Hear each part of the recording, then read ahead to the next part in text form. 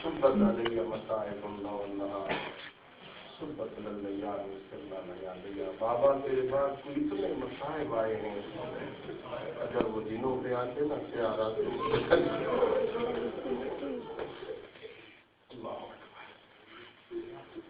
अल्लाह जाने अल्लाह ने नबी की बेटी की किस्मत कैसी बनाई थी। अल्लाह ने दुख्तर पैगंबर को 2 बेटे अता किए थे। मैं कहा करता हूँ दोस्तों, मजालिस नेमत खुदाबंदी है। सारा साल के ये बच्चे घर में नहीं सुन सकते ना, ये कहानी इन्हें यहाँ सुनने का मौका मिलता है। मैं तालिब इल्म होकर पूरे साल अपने दोस्तों, अज़ादारों और सामीन से कहा करता हूँ, इन बच्चों पर रहम किया करो, थोड़ा सा वक्त निकाला करो, इन्हें घर में बिठा के ना इन्हें कहानी के रंग में सुनाया करो।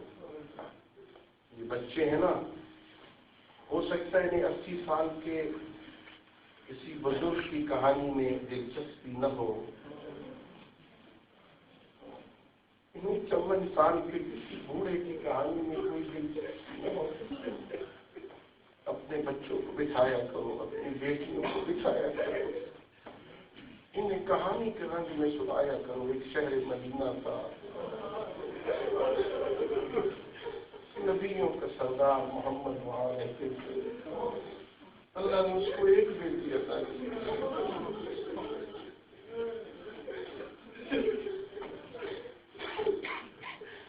अल्लाह ने उस बेटी को 2 बेटे अता किए, 2 बेटियां अता की थी। बेटे का नाम हसन था, छोटे का नाम हुसैन। अल्लाह ने 2 बेटियां अता की थी, बड़ी बेटी का नाम ज़ैनब था, छोटी का नाम। यहाँ तक भी शायद बच्चों को कोई दिलचस्पी न हो, क्योंकि बुजुर्गों की बात है ना, फिर इन्हें कहानी के रंग में सुनाया करो। बड़ी खुशहाल जिंदगी थी। नाना मोहब्बत किया करता था, अपने नवासों को गोद में बिठाता, कभी शालों पे सवार करता, कभी मदीना की उस गली में ले जाता, कभी नमाज ईद पढ़ने की जगह पे ले जाता, कभी मस्जिद में ले आता, कभी हालत सजदा में कुछ लोगों से कहता हुसैन मिन्नी वाना मिन हुसैन, लोग इसे पहचान दो, मेरा हुसैन है, मैं इसमें हूँ, जो मुझसे है। लेकिन दोस्तों, बच्चों को समझाओ, फिर जमाना बदल गया, पता नहीं किसकी नजर लगी, कुछ ऐसी नजर लगी। अल्लाह ने कोई ऐसा इस घर का इम्तिहान लिया, मुसलमानों की कोई ऐसी नजर लगी, वो मदीना उजड़ गया, उस घर को ताले लग गए, वो छोटा शहजादा सारी बहनों को साथ मदीना से करबला आ गया। अल्लाह ने उस हुसैन को 2 बेटे अता किए थे, हुसैन को 2 बेटियां अता की थी। बड़े बेटे का नाम सज्जाद, उससे छोटे का नाम अली अकबर, उससे छोटे का नाम 6 महीने का अली असगर। इन बच्चों को समझाया करो, उम्र 6 महीने की थी, वो भी 3 दिन का प्यासा था, माँ का दूध मुझको पानी मांगने के लिए बाहर आया। बाबा, मुसलमानों ने पानी के बदले में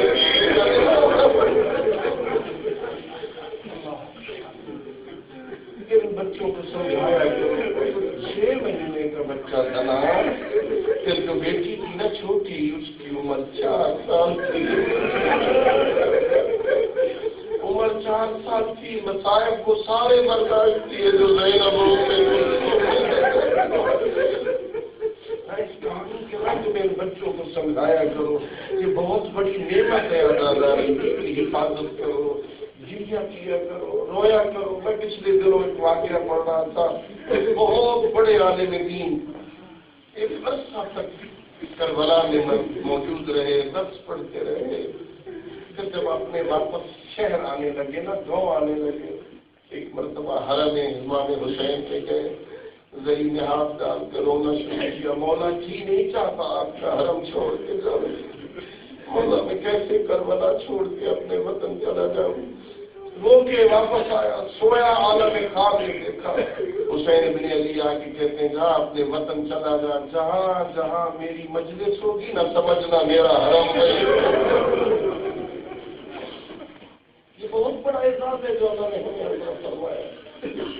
جو یہ روتے ہیں نا، ہم کسی پر احسان نہیں کرتے، یہ رونا بھی کسی پر احسان ہے۔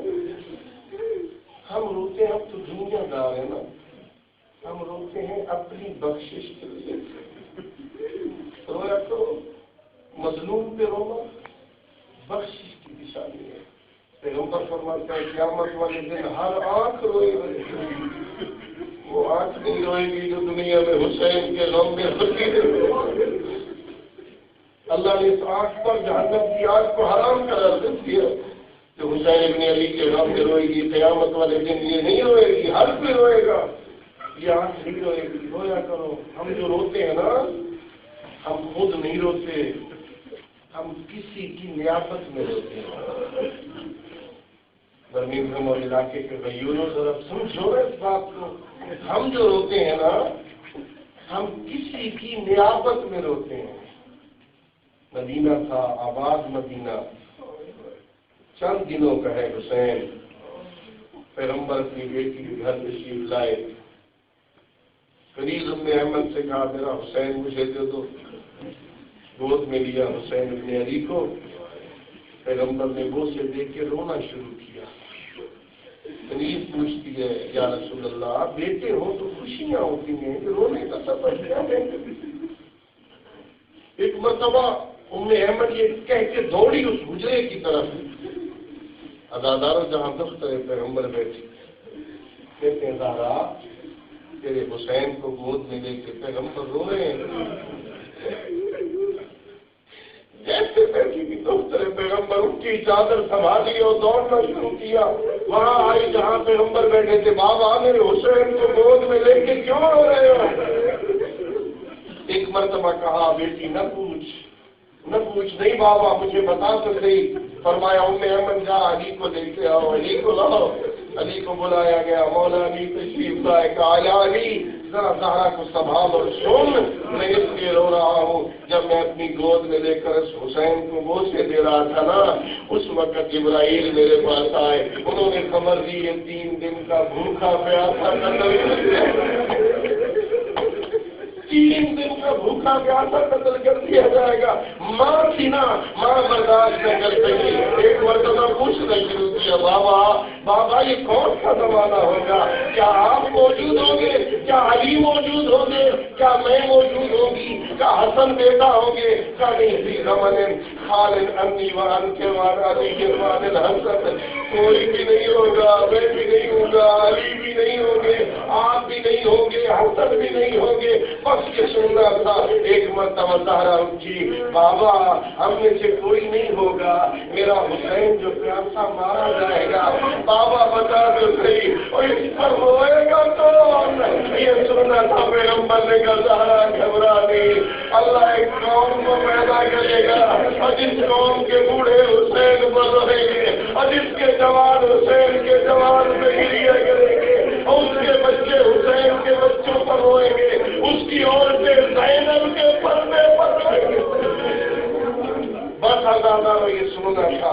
یہ سارا واقعہ سید الشہداء بھی سن رہے تھے۔ ایک مرتبہ سنا، حسین اٹھے، سیدھے اپنے نانا کے پاس آ کے کہتے نانا جو مجھ پہ روئے گا آپ اسے کیا دیں گے؟ کہ میرے لال میں شاکر روزے جزا ہوں، میں ان کی شفاعت کروں گا، میں ان کی شفاعت کروں گا۔ پھر آئے بابا علی، آپ بتائیں مجھ پر رونے والوں کو آپ کیا دیں گے؟ بیٹا میں ساقی کوثر ہوں، میں کوثر پلاؤں گا۔ پھر آئے بھائی حسن، آپ مجھ پر رونے والوں کو کیا دیں گے؟ کہ بھائی میں سرداران جنت ہوں، میں جنت دوں گا۔ پھر آئے اپنی ماں کی گود میں لیتے، اپنی ماں کی گردن میں باہیں ڈالتی، کہ اماں زہرا ذرا آپ بتائیں نا مجھ پر رونے والوں کو آپ کیا دیں گی؟ کیا میرے لال حسین میں دکھیاری کیا دے سکتی ہوں؟ اتنا وعدہ کرتی ہوں حسین میں جنت کے دروازے پہنچ جاؤں گی اور کہوں گی اس وقت تک جنت نہیں جاتی جب تک میرے حسین کے رونے اللہ بہت بڑا حصہ دینا۔ رویا کرو اس غریب کو، اس غریب پر رویا کرو۔ اور یہ بڑا شریف اور کریم گھرانہ ہے نا، کسی کا احسان یہ بھی نہیں کرتے ہم جو اپنا گھر چھوڑ کے آ کے بیٹھے ہیں نا، یہ احسان، یہ نیکی، یہ ضائع نہیں کرتے۔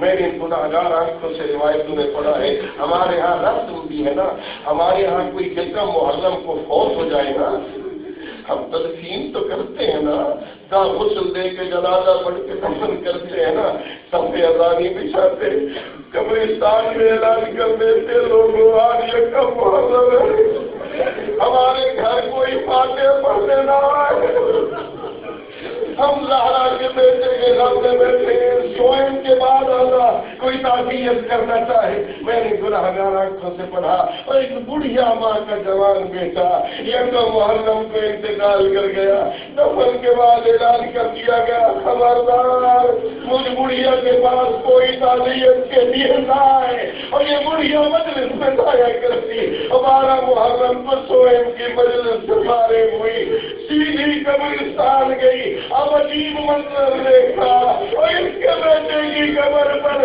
کوئی کالے مرغے والی بیوی رکھتی ہے، ہائے جواب کہہ کے گریا کر رہی ہے، اور بڑھیا نے کہنا شروع کیا بیوی یہ میرے بچے کی قبر نہیں، اور یہ تو میرے بیٹے کی قبر ہے۔ کالے مرغے والی بیوی نے کہا اور بڑھیا پہچان تو میرے بچے کو روتی رہی، میں 12 دن میرے بچے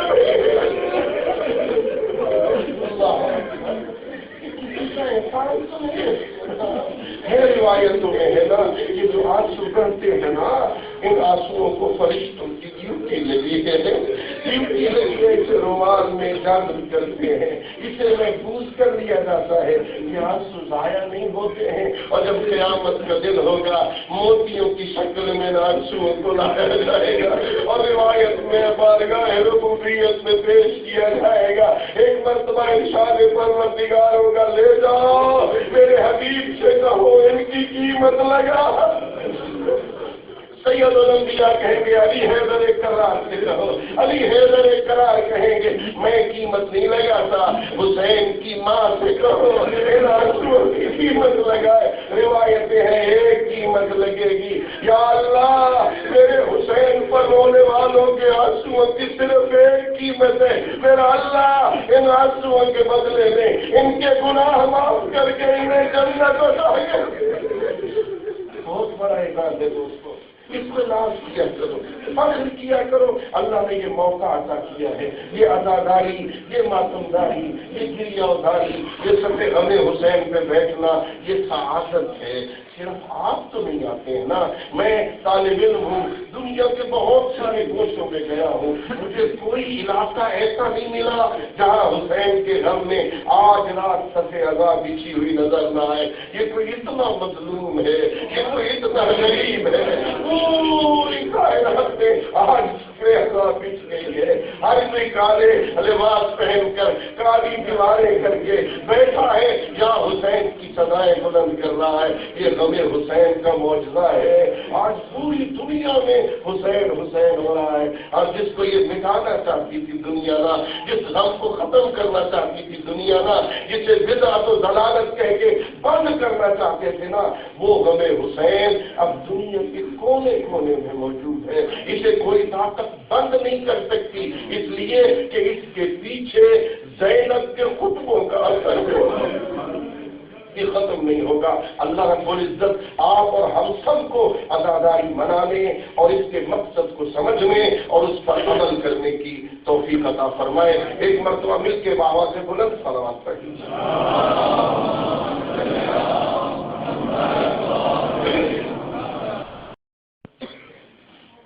خداوند قدوس کا لاکھ لاکھ شکر ہے کہ ذات حقیقت نے ہمیں کربلا عطا فرمایا۔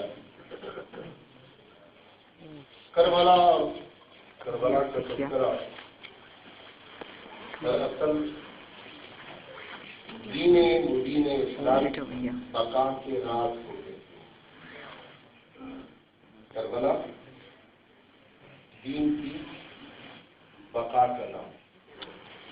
تو میں طالب علم ہوں، میں تو اپنی طرف سے کچھ نہیں کہہ سکتا، بہت بڑے صوفی شاعر نے کہا تھا بس بنائے لا الہ حسین، کائنات میں کلمے کی، کلمہ توحید کی بقا کے راز کو حسین کیا۔ یہاں ان مجالس میں ہمیں بہت سارے سبق ملتے ہیں۔ یہ کوئی رسم کی ادائیگی نہیں، پچھلے سال بھی میں نے عرض کیا، ہم کوئی رسم ادا کرنے نہیں آتے،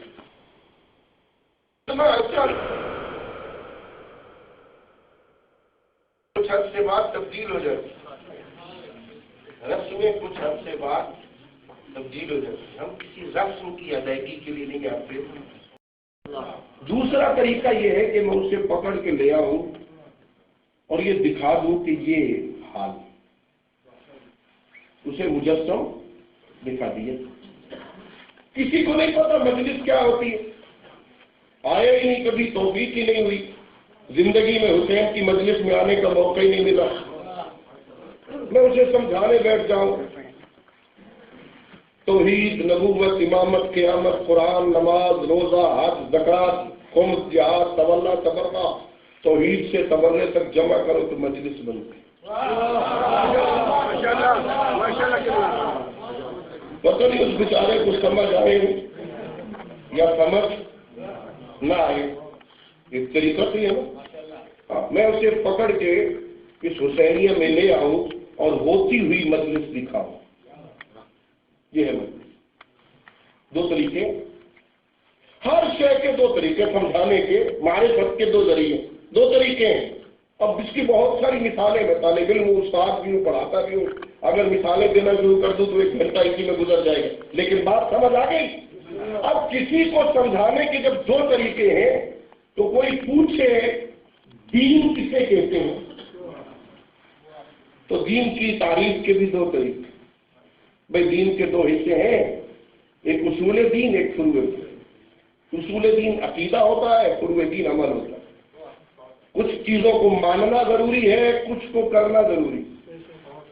جنہیں ماننا ہے اسے عقیدہ کہتے ہیں، جنہیں کرنا ہے انہیں عمل کہتے ہیں۔ توحید، عدل، نبوت، امامت، قیامت اصول دین ہے، نماز، روزہ وغیرہ فروعات دین ہے۔ اصول دین اور فروعات دین جمع ہو تو دین بنتا ہے۔ اب ظاہر پتہ نہیں کسی کو توحید سمجھ آئے، عدل کا عقیدہ آج تک سمجھ نہیں آیا کہ اصول دین سے نکال دیا گیا، یاد رہا تو کبھی بات کروں گا کہ کیوں نکالا گیا۔ ہاں نبوت کسی کو سمجھ آئے، کوئی اپنا بڑا بھائی کہنے لگے، امامت سمجھ آئے نہ آئے، مجھے سمجھ نہیں آئی کہ سمجھا سکوں کہ نہیں۔ دوسرا طریقہ یہ ہے کہ دین مجسم سمجھا دیا جائے اور بقول معین الدین اجمیری کے اسے لے آؤ اور کہو دیکھو دین است حسین۔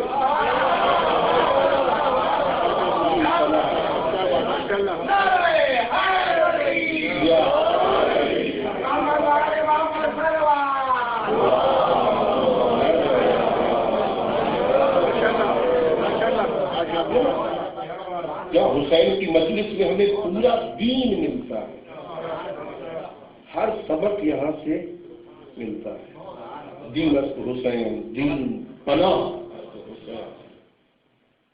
یہاں سے دین کا سبق ملے گا۔ میں کوشش کروں گا ان 10 دنوں میں سبق سنانے کی۔ بس درس دے تو نہیں سکتا کہ آپ بزرگان ہیں، پڑھے لکھے ہیں ماشاءاللہ، ہاں میں کوشش کروں گا طالب علم بن کے سبق سنانے کی کوشش کروں گا کہ حسین کے درس سے ہمیں ملتا کیا ہے۔ یہ اللہ رب العزت نے دین کے لیے، ہدایت کے لیے اللہ نے 2 نظام وضع فرمائے۔ یہ تمہیدی باتیں ہیں، کل سے انشاءاللہ موضوع شروع ہوگا۔ آیت سے آپ سمجھ گئے ہوں گے میں کیا پڑھنا چاہتا ہوں، لیکن اللہ رب العزت نے اپنے بندوں کی ہدایت کے لیے 2 قسم کے نظام بنائے۔ ایک نظام تبلیغ دین ہے، ایک نظام حفاظت دین ہے۔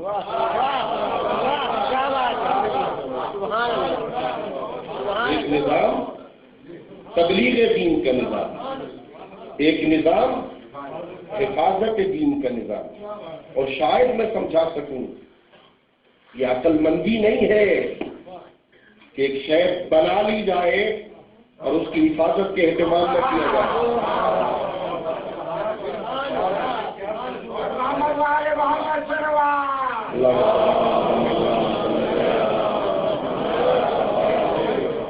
بھائی آپ نے یہاں برمنگھم میں بہت محنت کی، مجھے وہ زمانہ بھی یاد ہے جب یہاں کی مسجد جل چکی تھی، بہت محنت کی نا آپ نے، جگہ لی اور اتنا بڑا ادارہ بنایا۔ ادارہ بنانے کے لیے کچھ افراد کی ضرورت تھی، کمیٹی بنی، انہوں نے تعمیر کر دیا۔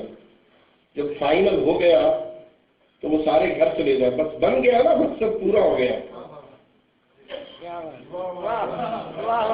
اب کسی انجمن کی ضرورت نہیں ہے، کسی کمیٹی کی ضرورت نہیں ہے، جو نماز پڑھنے آئیں گے وہ خود ہی حفاظت کرتے رہیں گے۔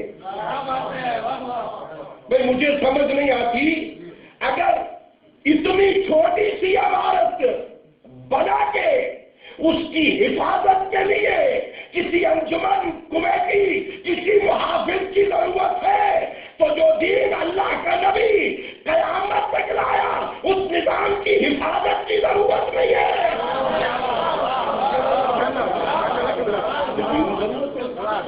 یقیناً ضرورت ہے۔ ایک نظام تبلیغ دین ہے، ایک نظام حفاظت دین۔ اللہ نے دو نظام بنائے۔ نظام تبلیغ دین کو اللہ نے نبیوں اور رسولوں کے ذریعے چلایا۔ تبلیغ دین کے نظام کو نبوت و رسالت کا نظام کہتے ہیں، اور حفاظت دین کو امامت کا نظام کہتے ہیں۔ نبی کا کام دین پہنچانا ہے، وما علینا الا البلاغ، پہنچانا ہے، یا ایھا الرسول بلغ۔ نبی اور رسول کا کام پہنچانا، اور امام کا کام رسول کے پہنچائے ہوئے کو بتانا، اس کو امامت کا نظام ہے۔ ہاں، یہ امامت کا نظام ہے۔ اللہ نے دو نظام بنائے، تبلیغ دین کا اور حفاظت۔ یہ محرم، یہ کربلا، یہ مجالس، یہ حسین ابن علی کا مقصد حفاظت تھی، ورنہ تبلیغ دین تو مکمل ہو چکی تھی نا۔ الیوم اکملت لکم دینکم واتممت علیکم نعمتی ورضیت لکم الاسلام دینا کی مہر لگ چکی ہے۔ اللہ نے مہر لگا دی، دین مکمل ہو چکا ہے، اللہ نے پسند کر لیا ہے، مکمل ہو چکا ہے دین۔ اب تبلیغ ختم، اب اس کی حفاظت کی ضرورت ہے۔ اور اس کے لیے میں کہا کرتا ہوں اپنی طالب علموں والی اصطلاح میں کہ اللہ نے جو نظام تبلیغ دین بنایا نا، جو آدم علیہ السلام سے چلا، وہ سید الانبیاء تک آیا۔ اب اگر شاید سمجھا سکوں میں، اب اگر مصلحت الہیہ یہ تقاضا کرے کہ باب نبوت بند ہو جانا چاہیے، باب رسالت بند ہو جانا چاہیے، اب کے بعد کسی نبی کی ضرورت نہیں ہے، خاتم الانبیاء ہو جائے، ختم نبوت ہو جائے، اب کے بعد کسی نبی کی ضرورت۔ اگر مصلحت الہیہ یہ تقاضا کرے کہ باب نبوت بند ہو جانا چاہیے، باب رسالت بند ہو جانا چاہیے، تو میرے معزز سامعین، باب نبوت تو بند ہو سکتا ہے، باب رسالت تو بند ہو سکتا ہے، باب ہدایت بند نہیں ہو سکتا۔ باب ہدایت کھلا رہے گا، قیامت تک ہادی کی ضرورت رہے گی۔ یہ اللہ کے عدل کے خلاف ہے۔ پھر بات آ گئی عدل کی، یہ اللہ کے عدل کے خلاف ہے کہ ہدایت کا محتاج موجود ہو اور دنیا میں ہادی نہ ہو، یا یوں کہوں گمراہ کرنے کی طاقت موجود ہو، گمراہ کرنے والا موجود ہو لیکن ہدایت دینے والا کوئی نہ ہو، یہ اللہ کے عدل کے خلاف ہے۔ اور ہم اللہ کو عادل سمجھتے ہیں۔ جب تک اس دنیا میں گمراہ کرنے کی طاقت موجود ہے، بلکہ ایک قدم آگے بڑھ جاؤں، ایک زمانہ آئے گا کہ وہ بھی ختم ہو جائے گا، اور اس کے بعد بھی اگر کوئی ایک بھی ہدایت کا طلبگار رہے گا، کسی نہ کسی شکل میں میرا ایمان رہے گا۔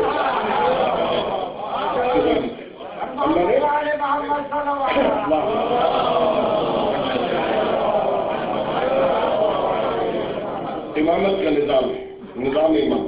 انشاءاللہ عرض کروں گا ایمان کی ضرورت کیوں ہے، یہ الگ ایک عنوان ہے ضرورت امامت کا۔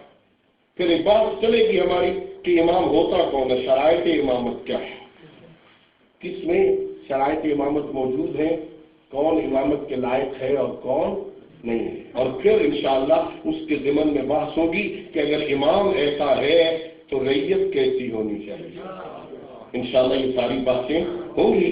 اس سارے دین کو اور اس نظام کو قیامت تک زندہ رکھنے والے کو حسین کہتے ہیں۔ بہت محنت کی زہرا کیا، بہت مشکل امتحان تھا۔ یہ کوئی کہنا بہت آسان ہے، بیان کرنا بہت آسان ہے، کتابوں میں لکھنا یہ بہت آسان ہے، اس منزل سے گزرنا بہت مشکل منزل ہے، کوئی آسان نہیں ہے۔ کبھی آپ سماعت فرما رہے تھے نا، میں نے تاریخوں میں پڑھا اتنا مشکل امتحان۔ حضرت ایوب اللہ کے صابر نبی تھے، ان کا لقب تھا صابر۔ امتحان دیا، بیٹے تھے، سارے ایک دن میں چلے گئے، کہا اللہ کا مال تھا، اللہ نے لے لیا۔ بہت سارے باغات کے مالک تھے، آگ کا بگولا آیا، سارے باغات جلا دیے، تو اللہ کا مال تھا، لے لیا۔ زبان پہ حرف شکایت نہیں ہے۔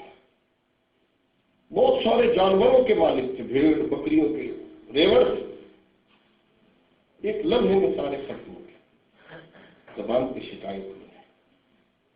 بدن پہ بیماری کا غلبہ ہو گیا۔ روایتوں میں شہر سے باہر خیمہ لگا کے حضرت ایوب رہتے تھے۔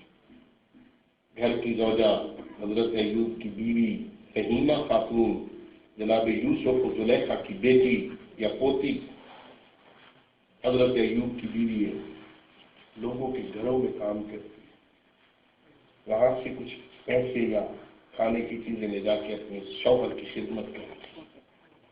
روایتوں میں نے پڑھا ہے، گھر میں گئی نا کام کرنے کے لیے، تو گھر کے مالک نے کہا بی بی ہم نے سنا ہے آپ کے گھر کے بال سنے ہوئے ہیں،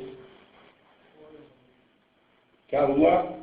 کہ ہماری بیٹی کی شادی ہے، تھوڑے سے بال کاٹ کے دے دیں، ہم اپنی بیٹی کے سر میں سجائیں گے۔ روایتوں میں یہ سننا تھا، رحیمہ خاتون روتی ہوئی دوڑی واپس حضرت ایوب کی خدمت میں آ کے کہا ایوب بس اب امتحان بہت سخت آ گیا، اب لوگوں کی نظریں آپ کی محرم خواتین کے سر پہ آنے لگی۔ روایت میں ہے کیا ہوا؟ حضرت ایوب نے پوچھا، تفصیل سنی، وہ صابر نبی حضرت ایوب دستے دعا بلند کے کرتے، میرا اللہ اب ایوب امتحان کے قابل نہیں رہے، میرا اللہ یہ امتحان مشکل ہے، یہ پرچہ مشکل ہے، میں امتحان نہیں دے سکتا، اب لوگوں کی نظریں میرے گھر والوں کے سر پہ آنے لگی ہیں۔ میں کہوں گا ایوب صابر نبی حاضرہ ایوب کربلا کو دیکھ، آپ کی بیوی سے صرف اس نے سوال کیا تھا نا کہ سر کے تیرے بال سنہری ہیں، دو چار کاٹ کے دے دے، اس نے نیزے کے ساتھ چادر اتاری تو نہیں تھی نا۔ حضرت ایوب صابر، ایوب کربلا کے امتحان کی منزل دیکھ، کتنا مشکل امتحان تھا جو حسین دے رہا ہے، بہت مشکل پرچہ تھا زہرا کے لال کا۔ غیرت مند ہوتا ہے امام، اپنی ریت میں ساری صفات میں افضل اور اکمل ہوتا ہے، ان میں غیرت بھی امام میں سب سے زیادہ ہوتی ہے۔ بس دو جملے سنو، اللہ آپ کے عرشوں کو قبول کرے۔ اس تمہیدی اور ابتدائی مجلس میں آج چاند رات ہے، آپ نے ٹی وی پہ دیکھا ہوگا چاند، آپ کے وطن میں شاید بادل آپ کو نہ دیکھنے دیتے ہوں، بڑے سکون سے دیکھا، لیکن روایتوں میں ہے زینب نے یہ چاند کربلا کے کنارے پہ دیکھا، بہت مشکل منزل تھی زہرا کی بیٹیوں کے لیے، مشکل سفر کر کے آ رہی تھی۔ حسین ابن علی، ابھی آپ سماعت فرما رہے تھے، تیاری کر رہے ہیں مدینہ سے جانے کی۔ وطن کس کو پیارا نہیں ہوتا؟ وطن سے محبت تو فطرت کا تقاضا ہے۔ میں کہتا ہوں آپ کے گھروں میں اگر درخت لگے ہو نا، ان درختوں پر پرندوں نے گھونسلے بنائے ہوئے ہو نا، کبھی وہ گھونسلہ توڑ کے دیکھو، جیسے ہی گھونسلہ توڑتے ہو نا، چڑیا چھوٹا سا پرندہ ہے، آپ کا بگاڑ تو کچھ نہیں سکتی نا، پر پھڑپھڑاتی ہے، کبھی اس شاخ پہ بیٹھ کے چلاتی ہے، کبھی چڑیا اس شاخ پہ بیٹھ کے چلاتی ہے. لوگوں جب حسین کو مدینے میں لوگوں نے رہنے نہیں دیا نا، حسین کی بھی حالت یہ ہے، کبھی اس قبر پہ جا کے چلاتا ہے، کبھی نانا کی قبر پہ جاتا ہے، کبھی ماں کی قبر پہ. تیاری ہو گئی زہرا کے لائف، نانا کی قبر پہ السلام علیکم یا جدہ، نانا جگہ دے دے، اب تیرے مجاور کو لوگ مدینہ میں رہنے نہیں دے. نانا میں مدینہ چھوڑ کے جا رہا ہوں. نانا آپ نے مکہ چھوڑا تھا، آپ مکہ چھوڑ کے مدینے آئے تھے، میں مدینہ چھوڑ کے مکے جا رہا ہوں. نانا تیرے چھوڑنے اور میرے چھوڑنے میں فرق ہے. نانا جب آپ نے مکہ چھوڑا تھا نا، آپ کے ساتھ بیویاں نہیں تھی. نانا جب میں چھوڑ کے جا رہا ہوں نا، میرے ساتھ سارا خاندان ہے. نانا اللہ حافظ. میں نے روایت میں پڑھا، حسین ابن علی نانا کی قبر پر بیٹھے تھے، روتے روتے حسین کی آنکھ لگ گئی.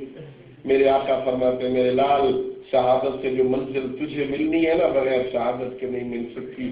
شہادت کے لیے تیار ہو اور جاؤ. اپنی ماں زہرا قبر میں آپ کا انتظار کر رہی ہے، اپنی ماں سے الوداع کرو. حسین ابن علی اٹھے، سیدھے اپنی ماں کی قبر کی طرف آئے. میں نے روایت میں پڑھا، بڑے سکون کے ساتھ حسین چل رہے تھے. جب ماں کی قبر نظر آئی نا، حسین نے دوڑنا شروع کیا. ابھی چند قدم ابھی ماں کی قبر تھی، حسین گر گئے اور ایسے چلے جیسے چھوٹا بچہ اپنی ماں کی طرف آتا ہے. ماں کی قبر کو گلے سے لگایا، ماں کی قبر کے پہلو میں سو گئے. کہا اماں اب تیرا حسین مدینہ چھوڑ کے جا رہا ہے. روایت میں روئے زہرا نے جواب دیا، وعلیکم السلام یا غریب الام. اے ماں کے غریب حسین، ماں کا بھی سلام ہو. کیا خیال ہے حسین، تم مدینہ چھوڑ کے جاؤ گے، میں یہاں مدینے میں رہ جاؤں گی؟ نہیں میرے لال، تیرا قافلہ آگے آگے ہوگا. کوئی گھوڑوں پہ سوار ہوگا، کوئی اونٹوں پہ سوار ہوگا. میں دکھیاری زہرا پیچھے پیچھے پیدل چلوں گی، تیرے قافلے کے ساتھ ساتھ آؤں گی. حسین مولا نے اپنی ماں کو الوداع کہا اور ایک مرتبہ گھر آئے. بیویوں نے تیاری شروع کی.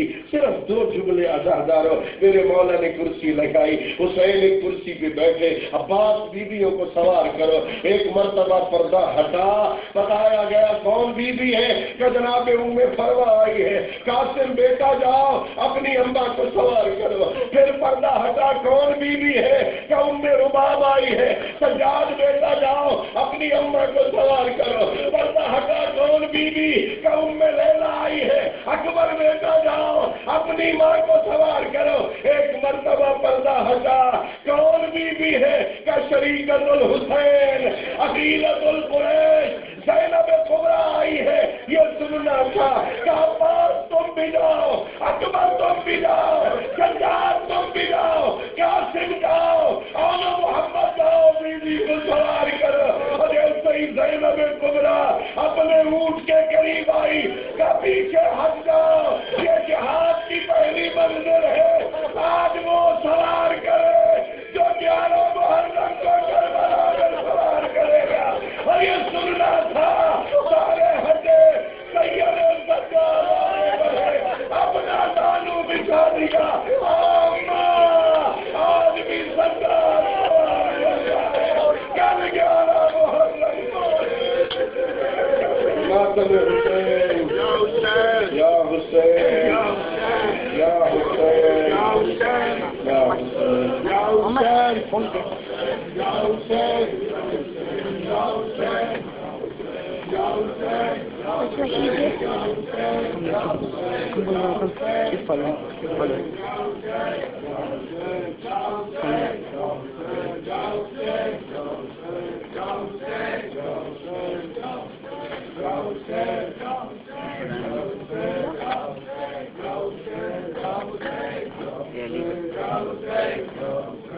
Like keep moving. Don't work like that, sir. Keep it up like that.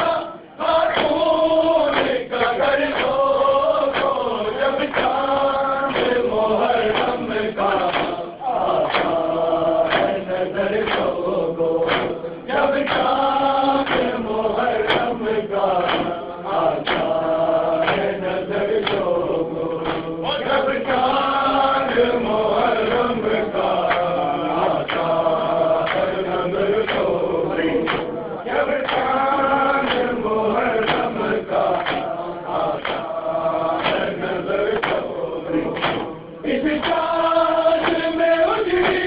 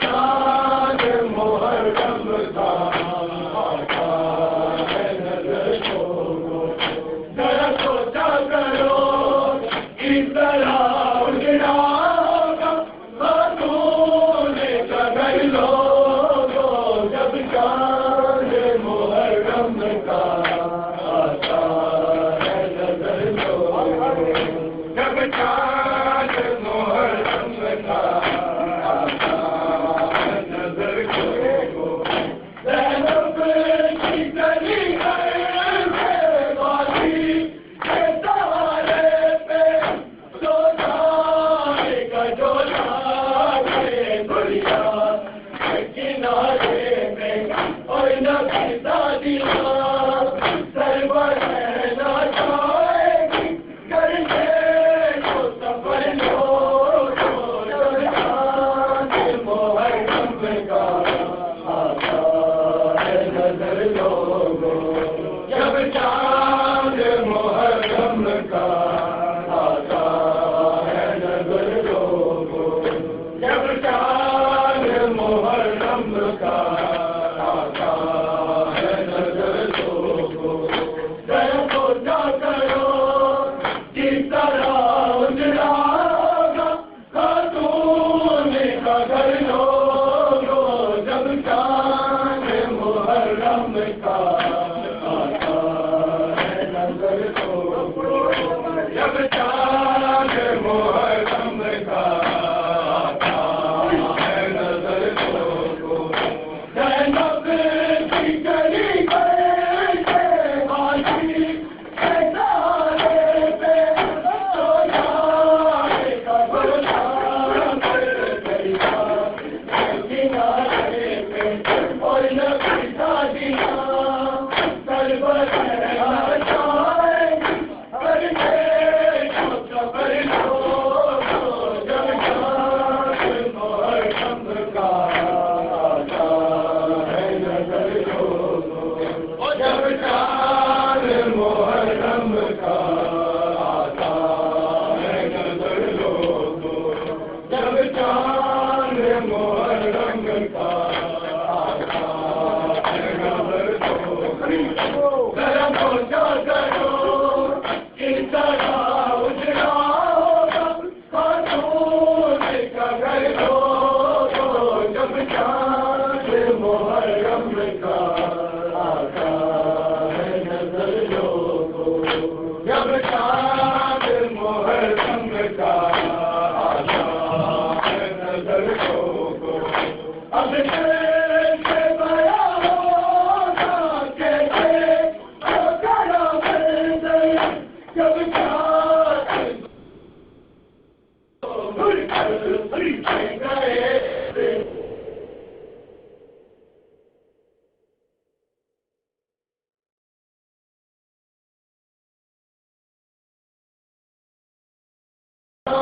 गए मुहर्रम का आता है नजर लोगो, जब चाँद मुहर्रम का आता है नजर लोगो, जब चाँद मुहर्रम का आता है नजर लोगो, अकबर की अदा से टूटी है ज़माने में नबियों ने दुनिया के करबल के विराजे में लैला के चाँद का चीर डाला है मन में बैठी जिगर को, जब चाँद मुहर्रम का आता है नजर लोगो, जब चाँद मुहर्रम का आता है नजर लोगो, फिर सखी करबला से आने की अकबर की खबर हो, जब चाँद मुहर्रम का आता है नजर लोगो, जब चाँद मुहर्रम का आता है नजर लोगो, जब चाँद मुहर्रम का आता है नजर लोगो, ये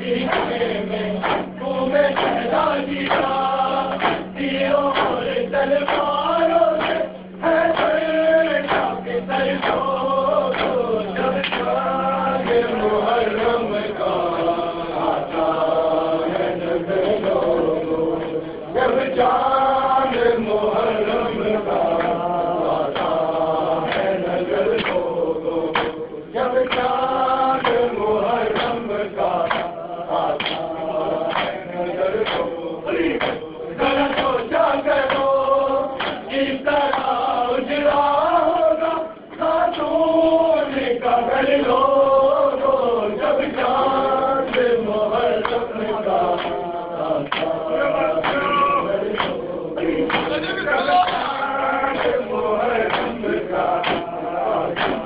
ہے نظر کو،